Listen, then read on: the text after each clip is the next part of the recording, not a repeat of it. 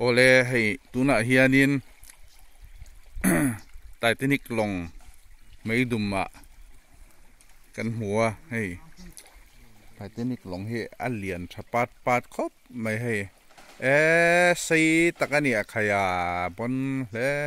mai pian ron chuk bar bar mai Titanic long he turu le mai hạ thạc đón lẽ mấy à hay lồng cặp tên po hạ tôi em ê buổi thạc em muskil em hay Titanic lồng xây lướt tục khi đó đây kia anh văn hàn thiếm té luôn em lùi tê rượu tê thì hiền yên túi khuẩn mang à túi hình khuẩn ba cho nên rồi xả rùa lên thì hiền yên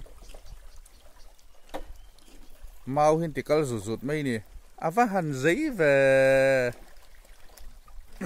thiếm tắc cái này khu tắc khu à khởi tụ ba cho sụp thề lệ đấy tao khu tắc khu thì hiền yên hiện hậu hiện nó rủi cháu ạ rủi cháu anh ấy chứ hay tại hiện là lai ạ đang ăn ổn bốc à em thiếm nước tục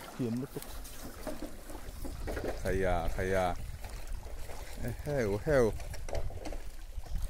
dâu ra mà rê la lụt mà sập bờ cái po nỉ đủ mềm mấy về ai mong zom nó sầm mấy hay xin mi khá khu ta khu lu ổm tọ khi tỏ nó tục cọp chép rồi hay tỏ biết là master G ròn chuông ấy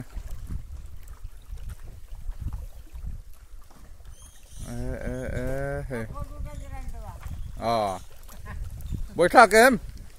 phát thạc em मुश्किल है पूरा खत्म इधर में